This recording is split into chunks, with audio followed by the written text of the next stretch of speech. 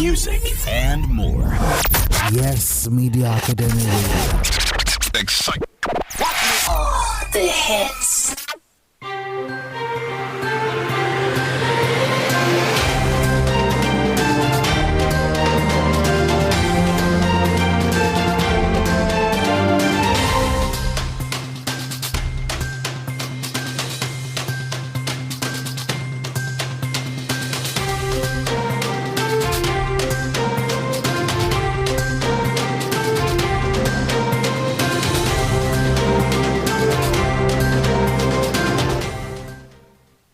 Good afternoon. Here are the headlines at 4 p.m. coming to you from Yes Media Academy Radio. I am Timilolua Oyetunde.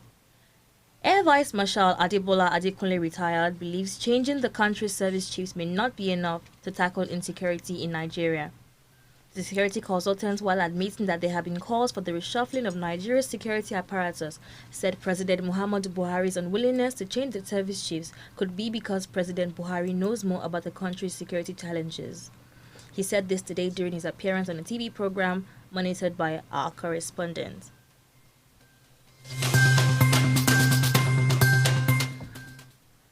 A non-profit organization, the Socio-Economic Rights and Accountability Project, has condemned violent attacks on Revolution Now protesters in Abuja, Lagos, Osogbo, and other parts of the country. Serap, in a statement signed by its deputy director, Kolawole Oluwadare, asked the regime of President Muhammadu Buhari to end the excessive use of force against protesters and allow people to peacefully exercise their human rights. It was earlier reported that several Revolution Now protesters were arrested by operatives of the State Security Service, the Nigerian Police Force, and the Nigerian Army in different parts of the country where the demonstrations held today. The protesters carrying placards and banners had set out as early as 8 a.m. to demand good governance. Protesting staff and pensioners of the College of Education, now Tayo Akpata University of Education, Ekiadolo, clashed with security officials at Edo Government House in Benin during a peaceful protest. The workers, dressed in black attires, are protesting over their 11 months of unpaid salaries and pensions today. The clash occurred when security at the gate to the government house, joined by the workers of the State Public Safety and Works Volunteer Scheme and the State Traffic Management Agency, tried to prevent the protesters from getting close to the gate. The workers, however, put up resistance by forcefully pushing back the barricade put up by the security personnel.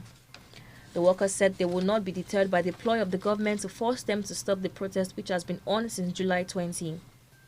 President College of Education Academic Union, Fred Omonua, who led the protest, said, "We are law-abiding people and will never take laws into our hands."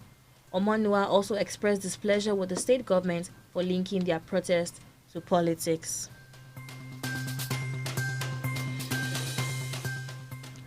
At least 306 Nigerians stranded in the United Arab Emirates due to the coronavirus pandemic have returned home, the Nigerians in Diaspora Commissions has said. Announcing via Twitter today, NIDCOM said the evacuees arrived at the Nnamdi Azikiwe International Airport at 8:44 a.m.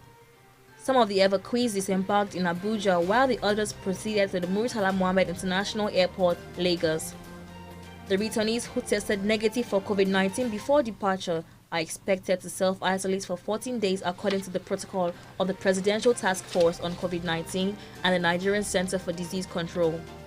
They are also expected to take another COVID-19 test before rejoining the society. And finally, there was a fire outbreak at the Accounts and Finance Department of the Economic Community of West African States Commission Secretariat at Sokoro, Abuja on Tuesday night. It was learned that the fire was put out by men of the Federal Fire Service shortly after. The FFS spokesperson Ugo Huan could not be reached on the extent of the damage, and officials of the commission were unavailable for comment. And that's the news headlines at 4. Please join us by 6 p.m. for our comprehensive news package. I am Timilolua Oyetunde. Enjoy the rest of your day.